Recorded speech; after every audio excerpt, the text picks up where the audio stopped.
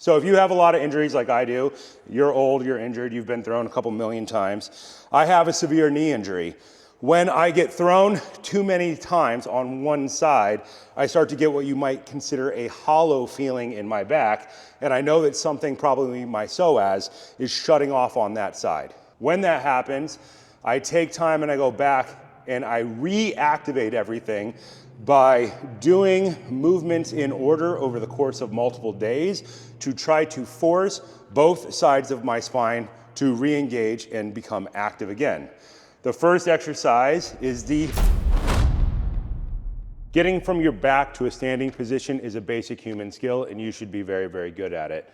Today we're going to talk a little bit about the technical stand-up, and we're going to break it down into pieces so that you can understand what you need to work on and then how to work on it forever. There's a reason why we do the technical stand-up in almost every warm-up in every gym around the world for jiu-jitsu. It's because you need the ability to transition from your back, a guard, to your feet or to top position, and the technical stand-up is the most efficient and safest way to do that if you're in a fight. I talk about a couple of different versions of get up. Normally people start with a Turkish get up because the weight helps people understand if they're in the right spot. Then I talk about what's called a Krav get up, Krav Maga get up, which is a defensive get up where you move back, but you move back with your hands and your feet all pointed forward so that you can punch and kick people.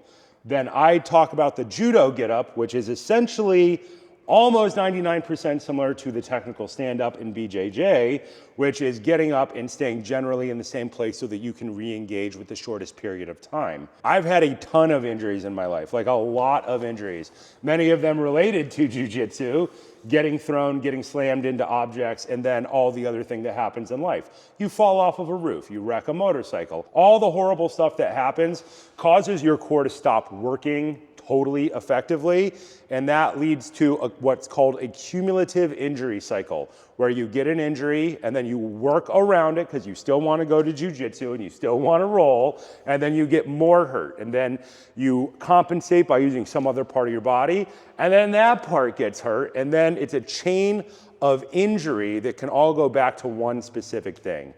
For me, over the course of my life, a lot of that has been related to hip drop, which is the base piece of technical stand-up.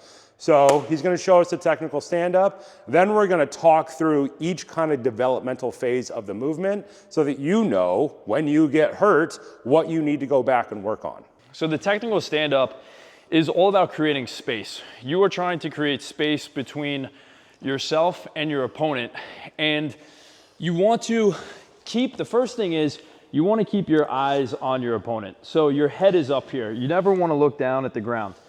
We start kind of on this side lying position here, which is a very common position in most grappling sports. You kind of have like a half guard or kind of a sit-up guard here. You can do it from either. But the first step would be to extend this leg. If you were in a fight, you would essentially create space by kicking into your opponent's legs or whatever, wherever they are, to create space so that you can come up here, always having your guard up, protecting your face and your head. Next, I'm planting on my hand and I'm driving through this heel here in order to elevate my hips so that I can retract this leg and plant it. So now I'm up on both feet and I can either run or start to fight from my feet. So one more time. I'm in a kind of like a side lying position and I have one leg out to protect here to create space between me and my opponent. Next, I'm on my elbow. I can prop up to my hand, always having my front arm up, protecting my face. And I simply drive through my heel to elevate my hips to create enough space to retract this leg and plant it behind me. Now, a common thing that can happen here is people will let their head drop and take their eyes off the target.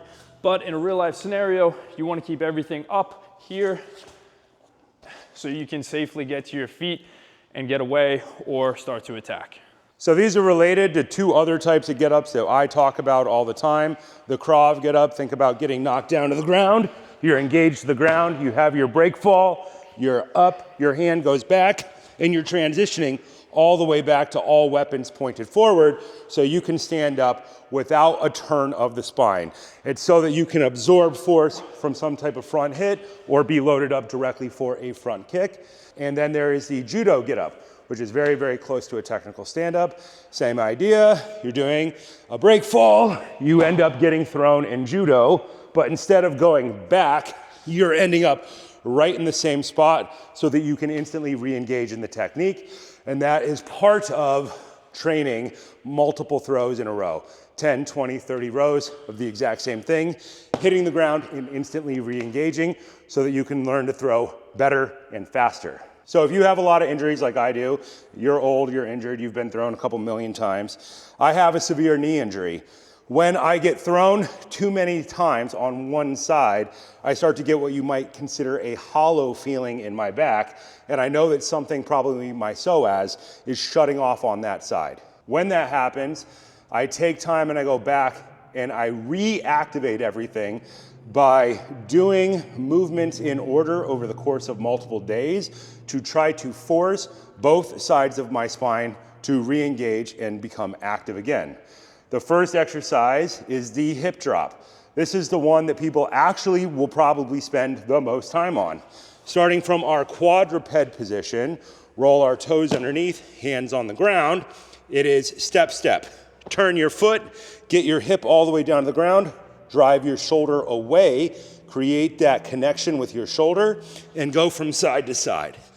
When you get hurt, you will find that getting your hip down to the ground on one side probably sucks. So slow it down, let your body re-lengthen that side of your spine, and over time, work on improving your speed and accuracy. If you're doing 20 seconds, your goal is at least 20 reps in 20 seconds before you move on to the next variation. The next variation is the straight leg variation. Sit through hip becomes sit through leg. Sit through leg becomes straight leg. The same way you're creating a defensive kick and technical stand-up, same idea. Leg is active, quad is on, off the ground, but I like people to go all the way down to touch their hip to the ground because that's what it is in violence. From side to side, leg active, hip touch, all the way through. After the sit through hip, the sit through leg, then we start standing up. The first version is what we call beast position, rock back to heels, stand all the way up. Working on the mobility of the knee and the back in this position. Same idea, work on speed. Then we take the squat, we integrate it into the sit through hip, and we go from standing to the hip touch. Think of this as a 1/4 technical stand-up. Feet flat, drive up, hip touch, feet flat, drive up, hip touch, feet flat, drive up. That becomes the judo get up, straight leg, feet flat, get up, feet flat, get up, and that becomes the technical stand-up where we start covering ground. When you're training the technical stand-up, what is your hand position? Your hand position is you are posting here on your hand to elevate your hips and then retract your leg. So you've just got one post here supporting your weight as you move your hips. So there are two versions of this when you're working on this for exercise and mobility. The hard one is keeping two hands on the ground because now you're gonna force more spinal movement. So if a hand starts to lift when you go to one side, but not the other side, you can identify a movement inconsistency that you can fix. So there are two-handed versions where your hands stay planted, which is more about maximizing your mobility, as opposed to the single arm version where you can either do hand out, outside 90 defensive, or all the way in the thinking man guard where you're supporting the back of your head in case somebody kicks you in the face. I like this one because it's easier to do in small spaces and it helps people understand where to put their hand. Outside 90 degrees of the arm is a nebulous idea for people who have not engaged in a lot of defensive martial arts for a while. So, two hand, more mobility versus single hand and supporting the back of the skull. Literally reaching up, grabbing the back of your skull and folding your arm in to support your head.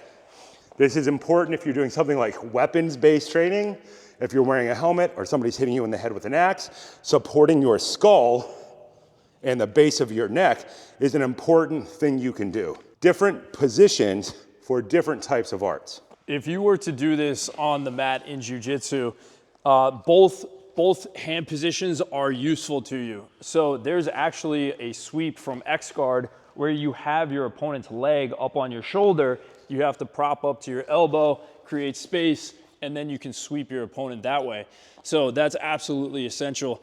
But also having two hands on the mat and the ability to have your hips independent of what your upper body is doing is also vital for movement on the mat. You need to be able to control your opponent. Let's say you're in a pinning situation and you have to either pass their guard or they're trying to escape and you need to maintain the guard.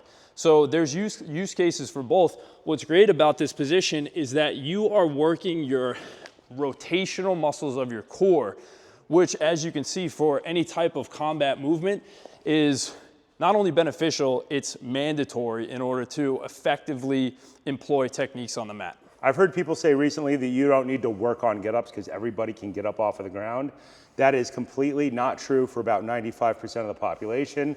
95% of the population will put the wrong hand down in the get-up and you'll see their brain glitch. So instead of hitting the ground, break falling and getting up this way, the thing that you're going to see most commonly is people try to get up same hand, same leg, and they get right here, and then it turns into a nightmare mess, and they usually get kicked in the face. So the point is, when you're doing these things, to train them so much that you cannot mess them up, even when your heart rate is 105% of what it should be, when you're under stress, and when you're taking strikes or taking blows. You should be able to default to good technique no matter what. So you are absolutely never, ever, ever done practicing every breakdown of a technical stand-up. You will practice them forever. When you think you're done, you should probably put on a weight vest and start the whole thing over again.